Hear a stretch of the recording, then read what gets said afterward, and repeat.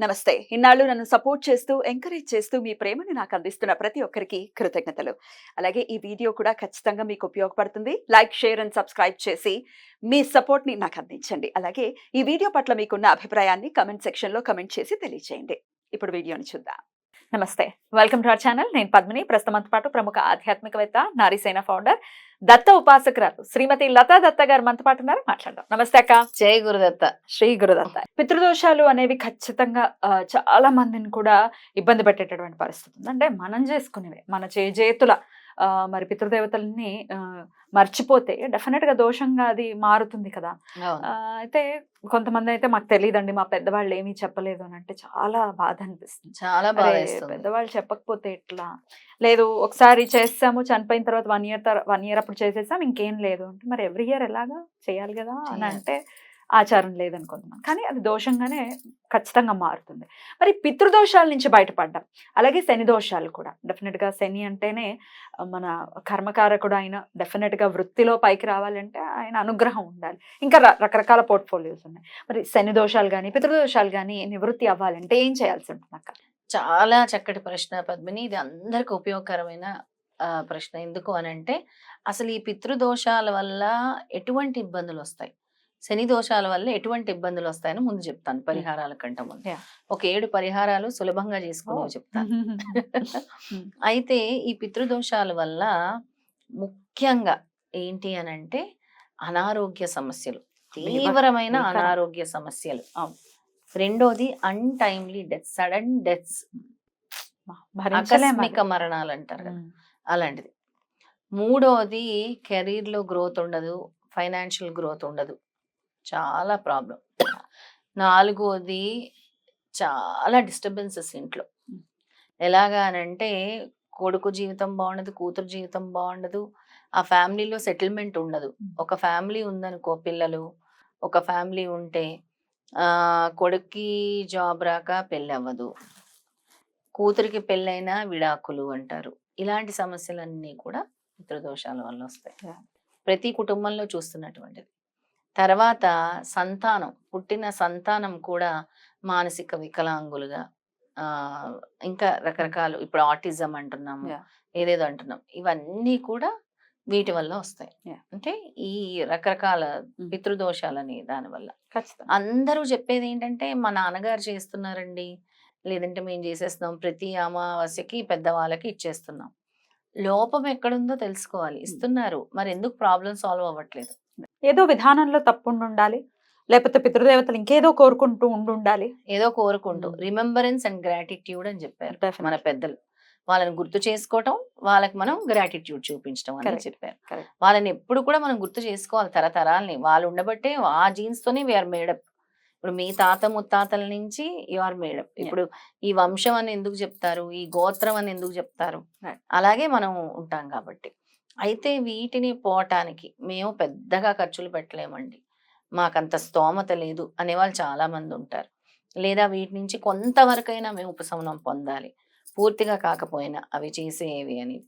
ఈ పితృదోషాలకి కానీ శనీశ్వరుడికి కానీ ముఖ్యంగా అమావాస్య అనేది చాలా ఇంపార్టెంట్. అమావాస్య ఇస్ వెరీ వెరీ ఇంపార్టెంట్ అనమాట. ఆ అమావాస్యని చక్కగా వినియోగించుకోవాలి వాళ్ళు. అమావాస్య రోజు ముందు ఇంట్లో ఏదైతే అన్నం వండుతారో చక్కగా తెల్ల అన్నం వండేసి, ఏమీ లేకపోయినా అందులో నల్ల నువ్వులు వేసి పిండాల్లా చేయండి. మీ 3 జనరేషన్స్ అంటే 3 జనరేషన్స్ ని తలుచుకోండి. మూడు పిండాల్లా. ఎందుకు అంటే అన్ని తరాలు మాకు తెలియదమ్మా అంటారు కదా. 3 తరాలని తలుచుకొని 3 పిండాలుగా చేసి పైనకు వెళ్ళి ఓపిక తెచ్చుకొని కాకికి పెట్టండి. మీ స్వహస్తాలతో వాళ్ళని స్మరించుకొని, మాకేమీ తెలియదు, ఇది మా చేతనైనంత మేము చేయగలుగుతున్నాము అని స్మరించుకొని కాకికి పెట్టండి ముందుగా. తర్వాత ప్రతిరోజు ఈ దోషాలు ఉండేవాళ్ళు ప్రతిరోజు కాకికి ఆహారం వేయాలి, ప్రతిరోజు కాకికి బియ్యం వేయాలి.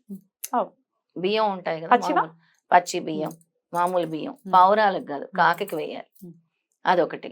మూడోది నల్ల కుక్కలు ఉంటాయి కదా, నల్ల కుక్కలకి రొట్టెలు చేసి వేయాలి. ఎందుకంటే ఈ దోషాలు పోయే ప్రక్రియలు ఇవన్నీ కూడా. అది కూడా శనివారాలు వేయాలి, ఎప్పుడు అని కాదు, సాటర్డేస్ పాటించాలి. నల్ల కుక్కలు ఎక్కడ ఉంటాయో రొట్టెలు మీ స్వహస్తాలతో తయారు చేసుకొని తీసుకెళ్ళి అక్కడ వేయాలి. నెక్స్ట్ ఎక్కడైతే దేవాలయాలు ఉంటాయో, ఎక్కడైతే మఠాలు ఉంటాయో, పీఠాలు ఉంటాయో వాటి దగ్గరికి వెళ్ళి సేవ చేయాలి మీరు. మీ కర్మలు తొలగాలంటే ఊడవటం, యా తుడవటం, కడగటం, అన్నదానం చేయటం, అక్కడ అన్నదానం చేయటము, అలాగే అక్కడ ఉండే హారతి సామాగ్రి ఏమైతే ఉంటాయి అవి శుభ్రపరచటం. కడగటం అంటే అదే కడగటం, లేదా దేవాలయాలు కడగటం శుభ్రంగా, లేదా అక్కడ మొక్కలుంటే నీరు పోయటం, Right. అక్కడ సేవ చేయటం, ఇలాంటివి వాటి వల్ల కొంతవరకు ఉపశమనం లభిస్తుంది. నెక్స్ట్ మీ గ్రామ దేవత, మీ కులదేవతని మీరు గుర్తు చేసుకోవాలి ఖచ్చితంగా. మీ గ్రామంలో ఏదైనా దేవత ఉంటే ఆ అమ్మవారిని గనక మీరు మర్చిపోయి ఉంటే, లేదా మీ కులదేవత ఎవరైనా ఉంటే ఆ అమ్మవారిని గనక మీరు మర్చిపోయి ఉన్నా కూడా, ఎందుకంటే ఈవిడ తల్లి, ఏదైనా తల్లి ఫస్ట్ తీసుకుంటుంది. ఆ దోషము మీ వరకు రానివ్వకుండా తల్లి కాపాడుతుంది. కరెక్ట్ తల్లి పాదాలు పట్టుకోవాలి. కరెక్ట్ అది కూడా మీరు చేయాలి ఖచ్చితంగా. ఏవైనా మీరు అమ్మవారి మొక్కులు మొక్కుకొని మర్చిపోయినా కూడా ఆ అమ్మవారి మొక్కులు గుర్తు చేసుకోండి. లేదా కులదేవతకి ప్రతి సంవత్సరం పండగ జరుగుతుంది మీ ఊర్లో, లేదంటే గ్రామ దేవతకి జరుగుతుంది, వెళ్ళి అక్కడ దానికి అటెండ్ అవ్వటము, అమ్మవారి మొక్కులు తీర్చుకొని రావటం, ఇదొక ప్రధాన ప్రక్రియగా తప్పకుండా చేయాలన్నమాట. వీటితో పాటు ప్రతిరోజు అంటే కొంతవరకు ఈ దోషాలు తొలగిపోవడానికి ప్రతిరోజు సంధ్యా సమయంలో వీళ్ళు దీపం పెట్టుకోవాలి. ఈవినింగ్స్ ఖచ్చితంగా 6 to 7 మధ్యలో 6 to 7 మధ్యలో చక్కగా స్నానం చేసి, లేదా మాకు స్నానం లేదంటే కాలు చేతులైనా కడుక్కొనైనా సంధ్యా దీపం పెట్టుకోవచ్చు. దానికోసం పెద్దగా ఇది లేదు. అంటే మీరు నాన్ వెజ్లు అవి ఇవి తినేసి కాలు చేతులు కడుక్కుంటే కుదరదు. ఖచ్చితంగా స్నానం చేయాలి. అవి లేకుండా చక్కగా ఉంటారు కదా, అప్పుడు మీరు నాన్ వెజిటేరియన్ తినకుండా వెజిటేరియన్ తిన్నప్పుడు మాత్రం కాలు చేతులు కడుక్కొని సంధ్యాదీపం పెట్టొచ్చు. ఇలా కొంచెం దోష నివృత్తి జరిగే వరకు ప్రతిరోజు సంధ్యాదీపం అనేది చాలా చాలా ఇంపార్టెంట్. బ్యూటిఫుల్. ఇవి రెమెడీస్ నిత్య దైనందిన జీవితంలో ఇవి కొన్నాళ్ళు అవి చేసుకుంటూ ఉంటే డెఫినెట్ గా మార్పులు అనేవి రావటం చూస్తారు. పితృదేవతల అనుగ్రహానికి ఖచ్చితంగా పాత్రలు అవుతారు. అలాగే తెలుసుకోవాలి ఎప్పుడు పోయారు, ఏం చెయ్యాలి, ఎవరినైనా కన్సల్ట్ చేసుకుని చక్కగా తెలుసుకొని ఆచరించడం. మనమే హోమాలు చేస్తున్నాం ఇలాంటి వాటికి, చాలా ఎక్కడికో వెళ్ళి కాకుండా అతి సులభంగా చాలా తక్కువ రుసంతో కూడా మనం చేస్తున్నాం ఇలాంటి నివృత్తుల కోసం. ఇలాంటి దోష నివృత్తుల కోసము చాలా తక్కువ రుసముతోనే మనం చేస్తూ ఉంటాం. ఎప్పుడెప్పుడు ఉంటాయి? అమావాస్య రోజు, పౌర్ణమి రోజు, మళ్ళీ అమావాస్య వచ్చేటప్పుడు, పౌర్ణమి వచ్చేటప్పుడు గుర్తు చేద్దాం. అమావాస్య పౌర్ణమిలకి మనం హోమం చేస్తూ ఉంటాం. ఇలాంటి దోషాలు తొలగటానికి కోసం ప్రత్యేకంగా. అలాగే వీళ్ళు దానాలు ఏదైతే మనం చెప్తున్నామో, ఇందాక కూడా మనం మాట్లాడుకున్నాం, ముఖ్యమైన తిథుల్ని వినియోగించుకోవాలి. అలాంటి ముఖ్యమైన తిథుల్ని వీళ్ళు వినియోగించుకోవాలి, దానాలు చేయాలి. దానాలు అంటే అమావాస్య రోజు చేయాల్సిన దానాలు అలా మనం చెప్తూ ఉంటాం కదా, వాటిని ఫాలో అయ్యి ఆ దాన ధర్మాలు అనేవి ఖచ్చితంగా చేయాలి వీళ్ళు. తప్పకుండా ఇవన్నీ చేసుకుంటూ ఖచ్చితంగా గ్రాటిట్యూడ్ మీరు అన్నట్టుగా వాళ్ళకి కృతజ్ఞతాపూర్వకంగా మనం ఉండాలి. ఎప్పటికప్పుడు దండం పెట్టుకోవడం అనుకోవచ్చు, వాళ్ళని తలుచుకోవడం అనుకోవచ్చు, చేస్తే ఖచ్చితంగా అనుగ్రహానికి పాత్రలు అవుతాం.